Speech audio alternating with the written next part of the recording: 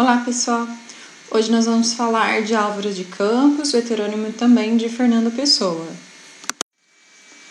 Álvaro de Campos é um engenheiro. Ele nasceu em Tavira em 1890, que é uma cidade do sul de Portugal. Ele se formou em engenharia naval, mas antes disso fez engenharia mecânica em Glasgow, que é uma cidade escocesa. Ele, no presente momento, está em Lisboa. O que é o presente momento? Quando Fernando Pessoa escreve a origem dos seus heterônimos Adolfo Casais Monteiro, ele trata de alguns dos seus heterônimos, né, e diz que Álvaro de Campos está vivendo da Silva e, então, morando em Lisboa, porém inativo, tá? Não está executando as suas funções ligadas à engenharia. Ele é alto, tem 1,75 de altura, minha altura, então ele é alto, magro e curvado, tem a cara rapada, assim como os outros heterônimos também, branco e moreno, tipo judeu-português, seu cabelo é liso, separado de lado, usa aquele óculos que só tem uma lente, que é chamada de monóculo, teve uma educação vulgar de liceu, que seria do ensino secundário, viajou ao Oriente e dessa viagem resultou um dos poemas famosos, que é Opiário, tá? Lembrando que ópio seria um alucinógeno, uma droga utilizada na época, e ele dedicou esse poema ao Mário de Sá Carneiro, que era um amigo pessoal e também contribuía com os seus textos à revista Orfeu, tá? Aquela que foi criada pelos escritores da primeira fase do modernismo em Portugal. Ele era amigo, muito amigo de Fernando Pessoa, tá? E o Mário de Sá Carneiro também escreve e fala sobre a fragmentação da personalidade, tá? E por último, o último tópico, o Álvaro de Campos sabe latim, ele aprendeu de um tio padre. Muitos críticos literários dividem a obra poética de Álvaro de Campos em 3 fases. A primeira fase seria a decadentista, a segunda a futurista e a terceira a nihilista. Porém, nós vamos agrupar a primeira e a terceira por existirem entre si semelhanças. Inicialmente falaremos da fase futurista, e pelo nome a gente já associa a vanguarda futurista de Marinetti. Sim, existem muitas semelhanças. Por quê? Porque Marinetti fez elogio às técnicas, às máquinas, à velocidade, assim como fará também o próprio Álvaro de Campos. Então ele vai ser eufórico diante dessa modernidade. Os seus versos vão apresentar também violência, inserindo tanto vocábulos destacados pelas aliterações e pelas assonâncias expressivas, como aqueles sons oclusivos de forte impacto na boca, assim como também o próprio léxico. Palavras como dolorosa, ranger, rasgar serão constantes em sua obra. Os seus versos serão repletos de onomatopeias, que são então a reprodução de sons de máquinas, de rodas, né? Então, som também da modernidade do momento. Os versos são brancos, tá?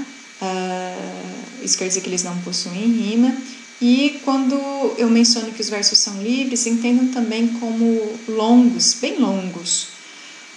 Existem poemas metrificados que apresentam então certa regularidade? Existem, tá? Mas eles não são tão constantes. Quanto à outra fase, né, de Álvaro de Campos, que é a nihilista, nós precisamos relembrar primeiro que é nihilismo, que é aquela doutrina filosófica que tem característica a visão cética, né, que aniquila então valores e convicções.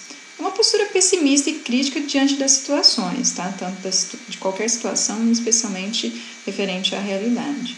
Então, nós temos um poeta extremamente pessimista, extremamente solitário, introspectivo, ele sofre, tá?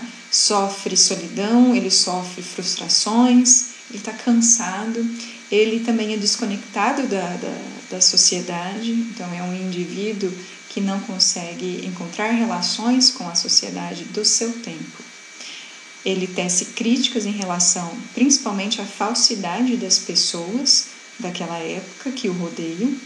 Os seus versos também são livres, mas são menos violentos, tá? Também versos brancos, e como também representa na outra fase, há poemas com certa regularidade, há poemas, então, metrificados.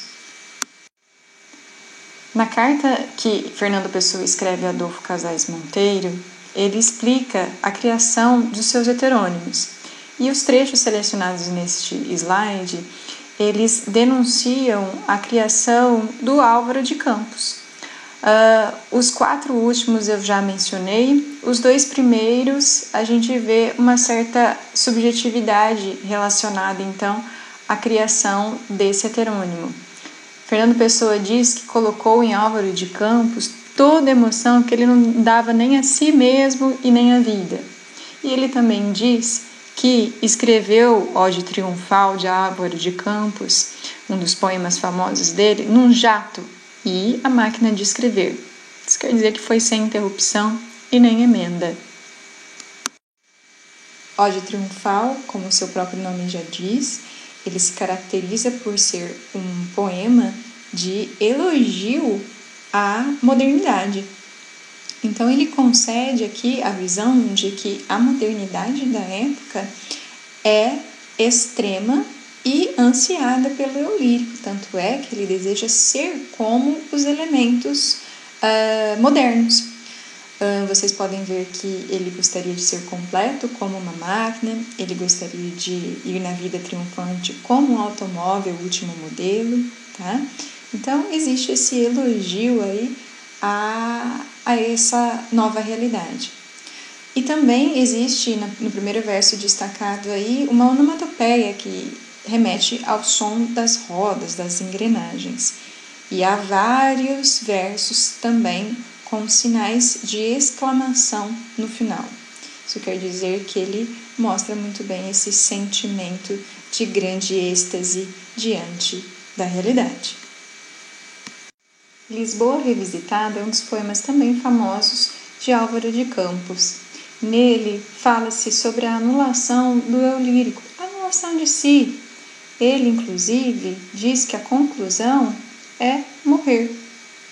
Nós temos um indivíduo que se dissocia dos demais, não realiza e nem deseja realizar atitudes ou atividades que são esperadas pelos outros, pelos demais. O que ele deseja é ficar sozinho, ele deseja a solidão. Nos versos finais percebemos que a Lisboa em que ele se encontra, que é a Lisboa do presente momento, ela não é a mesma de sua infância. E nesse embate, ele não se reconhece mais. Ele escolhe, portanto, estar sozinho antes da morte chegar. Fica então aqui a sugestão de leitura, que é o poema Em Linha Reta. Tenho certeza de que vocês irão gostar. Até mais!